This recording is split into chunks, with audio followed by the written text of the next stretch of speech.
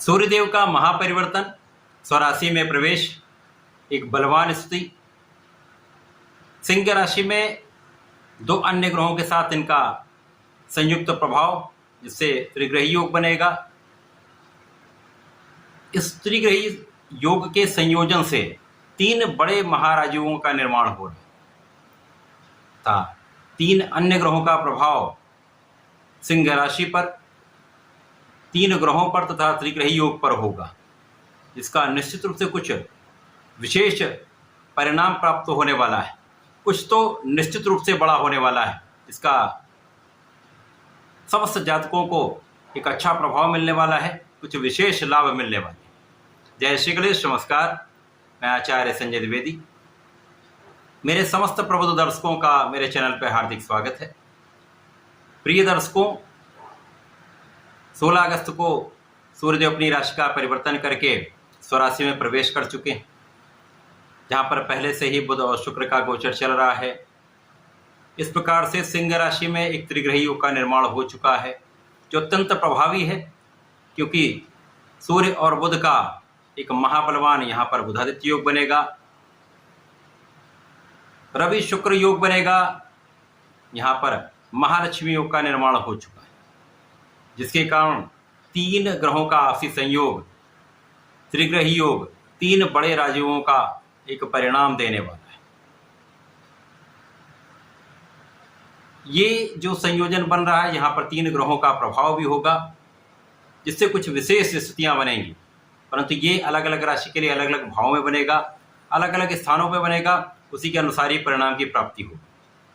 आज मैं मीन राशि के लिए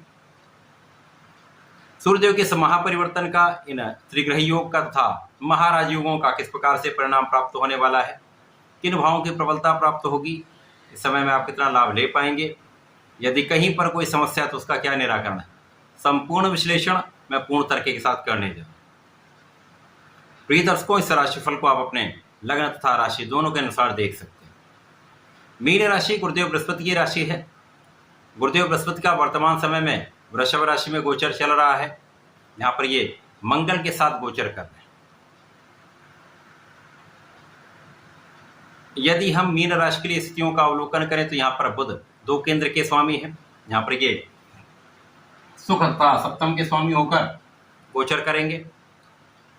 शुक्राचार्य आपके लिए अष्टम के स्वामी है तथा पराक्रमेश्वर हैं, और सूर्यदेव आपके लिए षष्टम के स्वामी, और ये जो संयोजन बन रहा है वो आपके षष्टम भाव में बन रहा है। वर्तमान समय में गुरुदेव का गोचर आपके तृतीय भाव में चल रहा है, जहाँ पर ये मंगल के साथ गोचर कर रहे हैं। मंगल जो कि धन भाव के स्वामी हैं तथा आपके लिए भाग्य के स्वामी, तो भाग्येश के साथ लग्नेश का गोचर पराक्रम के भाव में चल रहा अत्यंत विशेष है, जहाँ पर गुरु और मंगल का संयुक्त प्रभाव आपके षष्टम भाव पर होगा, इन तीन ग्रहों पर होगा। गुरुदेव का चतुर्दशम का संबंध बनेगा, मंगल का प्रथम दृष्टि का संबंध बनेगा। इसी प्रकार से गुरुदेव का संबंध आपके लाभ भाव से है तथा शनिदेव से है। ये अत्यंत विशेष स्थिति बन रही, तो ये 6 ग्रहों का संयोजन अत्यंत विशेष है।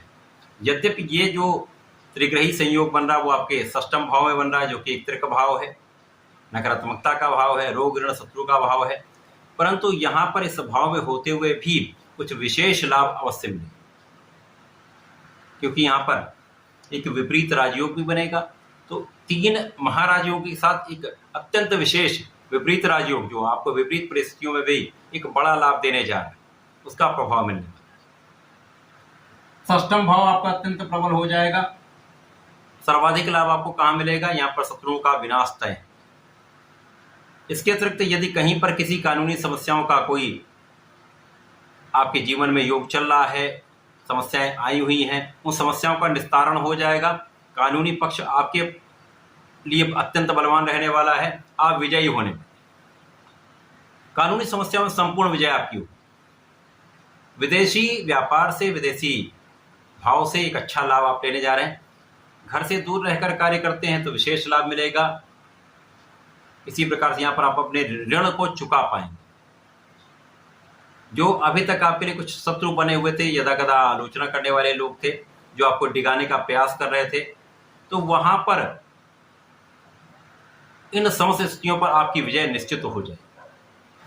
आपकी संपूर्ण सुरक्षा भी होगी, आपके आयु की भी रक्षा होगी, आपके विशेष ज्ञान में वृद्धि हो जाएगी, आपका इंट्यूशन अत्यंत विशेष रहने वाला है, पूर्वानुमान श्रेष्ठ लाभ देने वाला है, आपके आध्यात्मिक गुणों में वृद्धि हो जाएगी, आपका पूजा पाठ में मन लगेगा।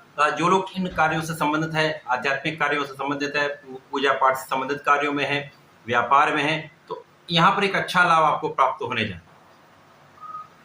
इस समय में आपका परिश्रम बहुत अच्छा रहने वाला है, आप परिश्रमी रहेंगे तो कार्य क्षेत्र में आपको लाभ मिलेगा, लोगों का संपूर्ण सहयोग प्राप्त होगा, भाई बहनों का विशेष रूप से सहयोग मिलता है। तो यहाँ पर आपका भाग्य आपके साथ में रहने वाला है, संपूर्ण रूप से भाग्यशाली आप हैं। 16 अगस्त से 22 अगस्त का ये 7 दिन का समय है जब ये त्रिग्रही योग रहेगा।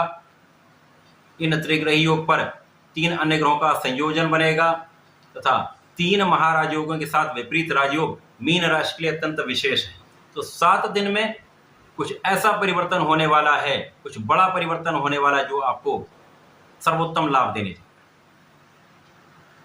धन भाव प्रबल हो जाएगा, धन भाव की प्रबलता से जो आपके अनावश्यक व्यय हो रहे थे उन पर नियंत्रण होगा, आप समस्त स्थितियों में एक अच्छा प्रभाव प्राप्त करने वाले, परिवार का भी संपूर्ण सहयोग आपको मिलेगा।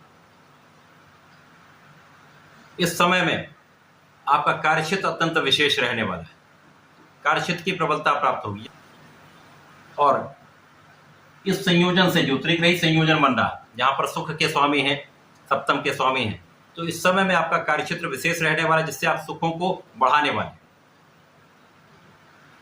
यहां पर सुख तो आपको प्राप्त होगा, माता पिता के सुखों में वृद्धि होगी, परंतु आपके स्वास्थ्य में कुछ एलर्जी की समस्या हो सकती है, मौसम के कुछ रोगों से आप पीड़ित हो सकते हैं, आंखों से संबंधित कुछ एलर्जी हो सकती है।